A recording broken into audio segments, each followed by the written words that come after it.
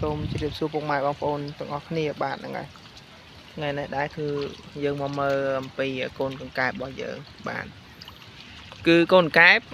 ពីមុនខ្ញុំតែប្រាប់បងប្អូនថាឲ្យដាក់ស្នោផ្ដែតចុះណាបាទតែដោយសារទ្រុងនេះទឹកវាអត់ទៅច្រើនទេហើយវារាងស្មើល្អហើយសុខភាពកែបទ្រុងនេះគឺល្អបាទគឺល្អបងប្អូនបាទគឺហែលស៊ីចំណៃហ្មងបាទចឹងកង្កែបនៅពេលដែលវាអត់មានអីតោងសោះនៅតែតបាក់ចំណៃបានគឺជាកង្កែបដែលសុខភាពដែលវាល្អខ្លាំងបងបាទហើយត្រង់នេះគឺខ្ញុំអត់សូវដូរទឹកទេបាទ3ថ្ងៃអី4ថ្ងៃអីហ៎ត្រង់នេះខ្ញុំដាក់4គុណ6ប៉ុន្តែបើយើងវាស់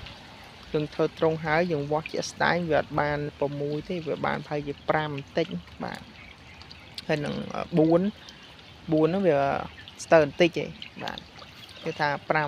តែ5បន្តិចតួចបាទហើយកូនកែបមើលបងប្អូនដាក់ចំណៃបាទស៊ីចំណៃ3លីបាទស៊ីចំណៃ3លីហើយត្រង់ប៉ុណ្ណេះកូនកែបប៉ុនមេដៃនេះខ្ញុំកូនកែបនេះវាប្រហែលជា1000បន្តិចតួចបាទប្រហែលជា1000បន្តិចតួចប៉ុន្តែវាសុខភាពល្អហើយមួយទៀតមិនសូវហត់ដូរទឹកទេបងប្អូនបាទអញ្ចឹង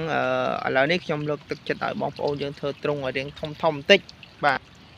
លើកមុនខ្ញុំប្រាប់ឲ្យធ្វើតា3គុណ4ទេ1000ដាក់1000 3គុណ4មកឆ្ងាញ់ណាបាទមកឆ្ងាញ់តែឥឡូវនេះគឺខ្ញុំឲ្យដាក់4គុណ6បាទវារៀងអស់តង់រៀងថ្លៃជាងមុនបន្តិចវាខុសគ្នាប្រហែលជា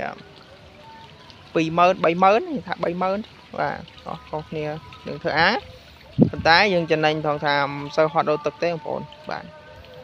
ប៉ុណ្ណេះ1000ទេបងប្អូនមើលអត់មានចៀតអីផងណាអាចង់នោះស្លាស់ថ្លែវដោយសារវាមកផ្ដុំគ្នាទៅនេះវាដាក់ចំណៃវាស៊ីដល់វាផ្ដុំគ្នាមកផ្ដុំគ្នាទៅនឹងអញ្ចឹងគឺវាស្លាស់ហើយអញ្ចឹងយើងអត់សូវហត់ដូរទឹកទេបាទបើយើងចង់ដាក់ត្រឹម4 5000 10000អីក៏យើងអាចដាក់បានដែរបាទមួយថ្ងៃសឹងថាមួយថ្ងៃយើងដូរទឹកទៅមួយត្រង់បាទដាក់10ត្រង់អីបាទពួក3ថ្ងៃអីដូរម្ដងអីថ្ងៃដូរមកត្រង់2ត្រង់អីទេបាទហើយមើលបងប្អូនមើលទឹកនេះខ្ញុំដូចជាខានដូរ2ថ្ងៃអត់មានស្អុយអីផងបាទអញ្ចឹងយើងដាក់ស្លាស់អញ្ចឹងទៅវាតលាអញ្ចឹងទៅហើយក៏ការសន្ទុះវាតលាចេះក៏វារៀងលឿនណាបងប្អូនបាទវារៀងលឿនបាទវាអត់សូវគេថាចង្អៀតគ្នាបាទតែបើយើងចង់បានច្រើនយើងដាក់4គុណ6យើងដាក់2000អីក៏ដាក់ទៅប៉ុន្តែគាត់ថាយើងត្រូវដូរទឹករងថ្ងៃបាទតែបើនេះមិនទេបងប្អូន3ថ្ងៃអីដូរទឹកម្ដងអញ្ចឹងណាបាទចំណេះច្រើនណាបាទដាក់10000កូននេះយើងបាចទៅចំណៃបាទមួយថ្ងៃដូរទឹកមួយត្រង់អីបាទ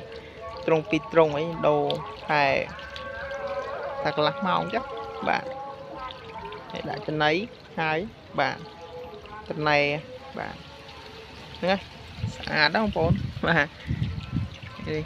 ហែលដោយសារវាcleanបងប្អូនcleanអញ្ចឹងវាហែលមកស៊ី